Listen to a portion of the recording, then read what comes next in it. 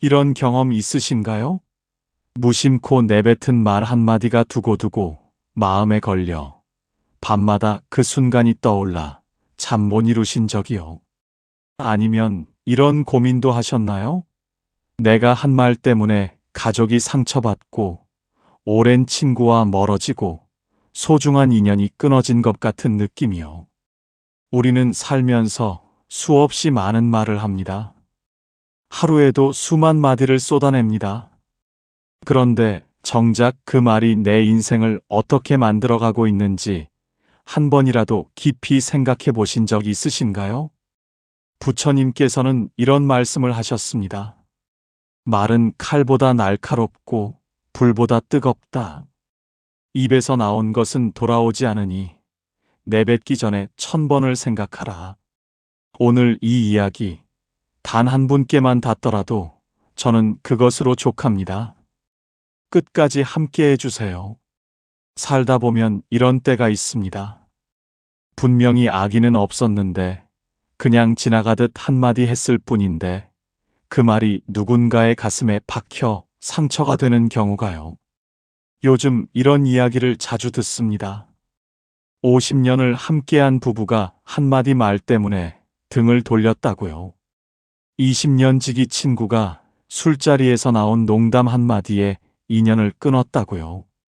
자식이 부모 곁을 떠난 이유가 다른 게 아니라 어릴 때 들었던 말 한마디 때문이라고요. 말이란 그렇습니다. 쉽게 나오고 쉽게 잊히는 것 같지만 사실은 그렇지 않습니다. 뱉어진 말은 공기 속으로 사라지는 게 아닙니다. 누군가의 마음속 깊은 곳에 스며들어 오래도록 그 사람을 아프게 합니다. 불교에서는 이것을 구업이라고 합니다. 입으로 짓는 업, 곧 말로 만들어지는 인과입니다. 거짓말, 이간질, 욕설, 쓸데없는 말, 이 네 가지가 구업의 뿌리라고 했습니다. 지금 이 순간 우리가 하는 말이 내일의 내 삶을 만들고 있습니다. 내가 심은 말의 씨앗이 결국 내게 돌아옵니다. 오늘 이 이야기가 여러분 삶의 작은 전환점이 되길 바랍니다. 조선 땅, 깊은 산속 작은 암자에 해안 선사가 계셨습니다. 선사는 말수가 적었지만 그 침묵 속에 담긴 뜻이 얼마나 깊은지 찾아오는 이마다 무언가를 얻고 돌아갔습니다. 어느 가을날 저녁 제자 도명이 법당 앞 돛돌에 앉아 고개를 숙이고 있었습니다. 선사께서 가까이 다가가 조용히 물으셨습니다. 도명아, 무슨 생각을 그리 하느냐? 도명이 천천히 고개를 들었습니다. 눈가가 붉었습니다. 스승님, 저는 요즘 제 자신이 너무 부끄럽습니다. 얼마 전 마을에 내려갔다가 오래 알고 지내던 이웃 어른께 말을 잘못했습니다. 그분이 요즘 살림이 어렵다는 걸 알면서도 사람들 앞에서 그분 이야기를 꺼냈습니다. 그냥 지나가는 말이었는데 그분 얼굴이 순간 굳어지는 걸 봤습니다. 그때 제가 얼마나 무심했는지를요. 도명은 잠시 입술을 깨물었습니다. 그뿐만이 아닙니다. 저는 화가 나면 말이 앞서갑니다. 나중에 후회할 말을 쏟아내고 나서야 내가 왜 그랬지 합니다. 가끔은 없는 말을 보태기도 했고 이 사람 말을 저 사람에게 전하다가 사이를 벌려놓은 적도 있습니다. 스승님, 저는 도대체 어째서 이 입을 다스리지 못하는 걸까요? 바람이 산 아래서 올라와 암자 처마를 스쳤습니다. 선사는 한동안 아무 말이 없으셨습니다. 그 침묵이 꾸짖음보다 더 무거웠습니다. 선사께서 천천히 일어나 마당 한가운데 서셨습니다. 그러고는 하늘을 한번 올려다 보시더니 도명에게 말씀하셨습니다. 도명아, 저 달을 보아라. 도명이 고개를 들었습니다. 가을 달이 맑고 둥글게 떠 있었습니다. 달빛은 어디서 오느냐? 해에서 옵니다, 스승님. 그렇다. 달은 스스로 빛을 내지 않는다. 해의 빛을 받아 반사할 뿐이니라. 말도 그와 같다. 내 입에서 나오는 말은 내 마음 속에 있는 것의 반영이니라. 마음이 탁하면 말이 탁하고 마음이 고요하면 말이 고요한 법이다. 도명이 반문했습니다. 그렇다면 스승님, 마음이 나쁘지 않아도 말이 잘못될 수 있지 않습니까? 저는 악의가 없었는데도 상대를 아프게 한 적이 많습니다. 선사께서 고개를 끄덕이셨습니다. 옳은 말이다. 악의가 없어도 구업은 생긴다. 왜인 줄 아느냐? 그것은 무심함 때문이니라. 무심히 뱉은 말이 때로는 악의보다 더 깊은 상처를 낸다. 칼로 베인 상처는 아물지만 무심한 말로 생긴 상처는 오래도록 곱는 법이니라. 도명이 다시 물었습니다. 그럼 구업을 짓는 사람은 어떤 결과를 맞이합니까? 선사의 눈빛이 깊어졌습니다.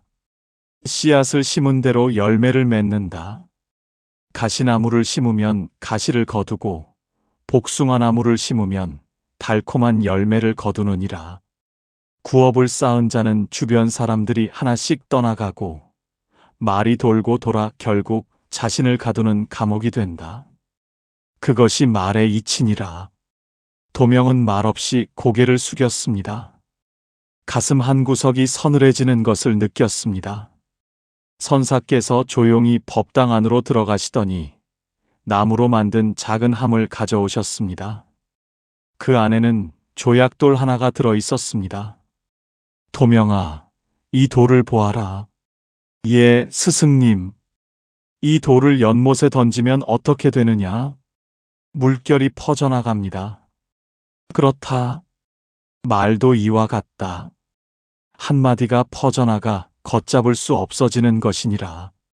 그러니 말을 하기 전에 반드시 이 세 가지를 물어야 하느니라. 첫째, 이것이 사실인가?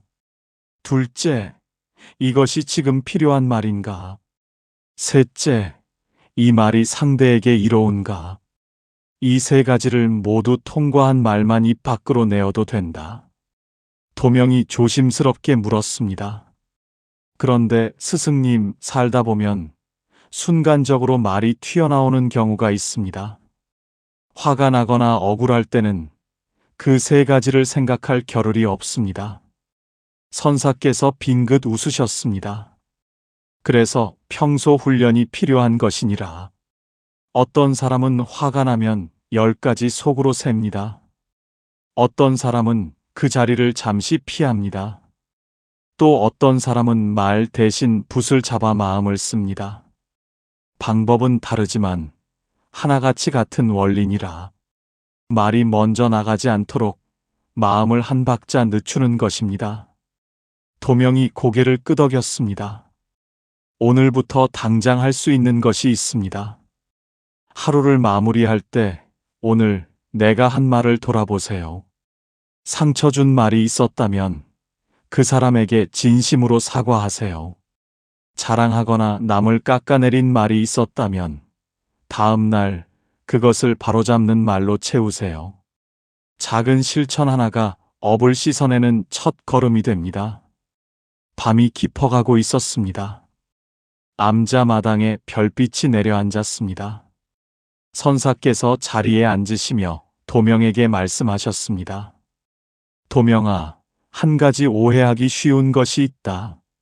말을 아낀다고 해서 말을 아예 하지 않는 것이 미덕이라 생각하는 사람들이 있느니라. 그렇지 않은가요, 스승님?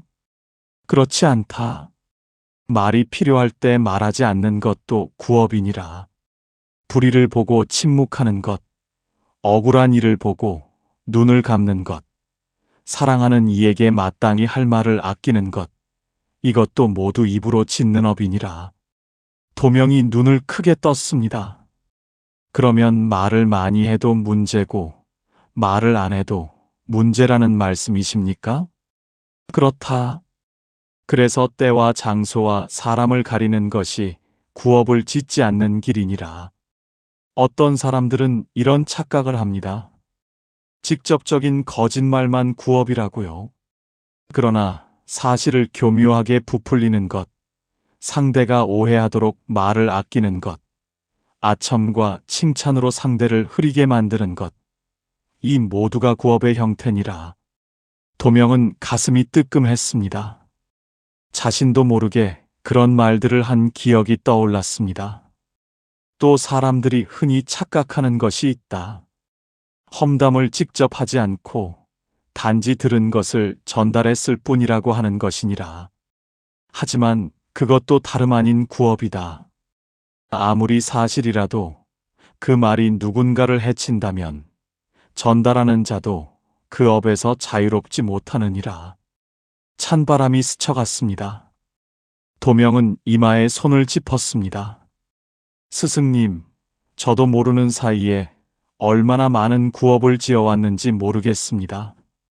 모르고 지은 것도 업이니라. 하지만 이제 알았으니 오늘부터가 새로운 시작이니라. 선사께서 자리에서 일어나 법당 앞 너른 바위에 걸터 앉으셨습니다. 달이 바위 위에 희게 고였습니다. 도명아, 이제 실제 삶 속으로 들어가 보자꾸나. 예, 스승님. 마을에서 이런 사람을 만날 것이니라. 험담을 좋아하고 누군가의 이야기를 잔뜩 가져다 내 앞에 늘어놓는 사람이 그때 어떻게 해야 하겠느냐? 도명이 생각했습니다. 듣지 말아야 할 것 같습니다. 그렇다. 그 자리를 피하거나 조용히 말을 돌려야 하느니라. 험담을 듣는 것도 업에 가담하는 것이니라. 귀로 짓는 업도 있음을 잊지 마라. 선사께서 이어 말씀하셨습니다. 또 이런 일이 생길 것이니라. 화가 나서 상대에게 하고 싶은 말이 가득 찰 때가 있다. 그럴 때 어떻게 해야 하느냐? 참아야 할 것 같습니다, 스승님. 참는 것만이 답은 아니니라. 참고 참다가 결국 한꺼번에 터지면 더 큰 구업이 되느니라. 그보다는 감정이 가라앉은 뒤 진심으로 나의 마음을 전달하는 것이 낫다. 당신의 그 말이 내게 이러이러하게 느껴졌습니다. 라고 나의 감정을 말하는 것이니라. 상대를 공격하는 말이 아니라 나를 표현하는 말로. 도명이 중간에 물었습니다. 스승님, 가족 사이에서도 마찬가지입니까? 가장 가깝기에 오히려 말을 함부로 하게 되는 것 같습니다. 선사께서 깊이 고개를 끄덕이셨습니다. 가장 가까운 이에게 가장 조심해야 하느니라. 친하다는 이유로 함부로 하는 말이 가장 깊은 상처를 낸다. 바로 그 가까움이 말의 칼날을 더 날카롭게 만드는 것이니라. 밤이 더욱 깊어졌습니다. 암자 깊은 곳에서 솔바람 소리가 들려왔습니다. 선사께서 조용히 눈을 감으셨습니다. 그 침묵이 오래도록 이어졌습니다.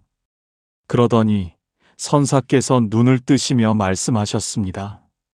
도명아, 이제 가장 깊은 이야기를 하겠다. 도명이 몸을 바로 세웠습니다.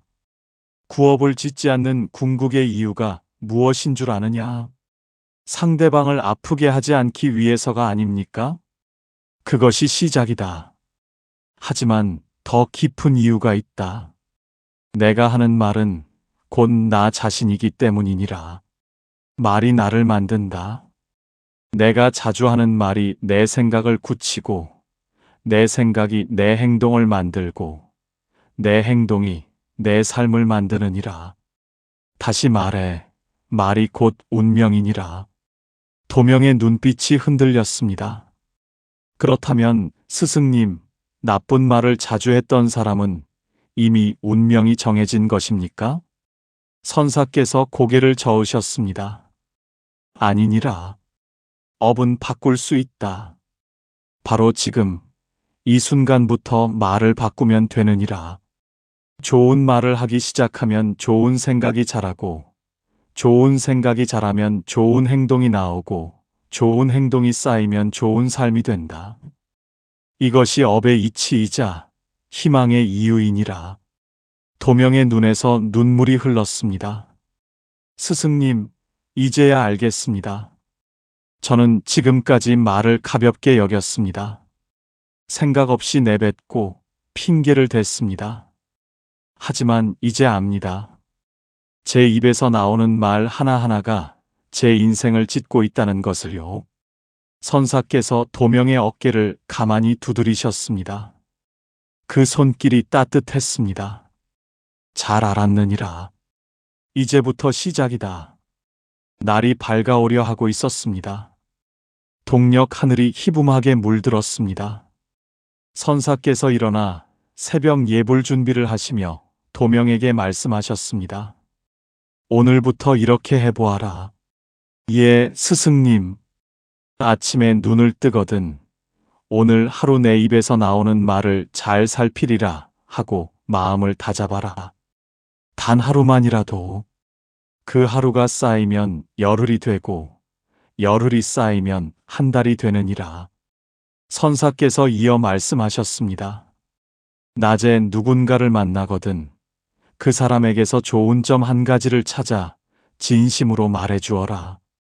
아첨이 아니라 진심 어린 한마디가 그 사람의 하루를 바꾸느니라. 저녁에 자리에 들기 전 오늘 내가 한 말을 하나씩 돌아보아라. 상처 준 말이 있었다면 사과하고 좋은 말을 했다면 감사하여라. 그리고 내일은 더 좋은 말을 하겠다 다짐하여라. 도명이 두 손을 모았습니다.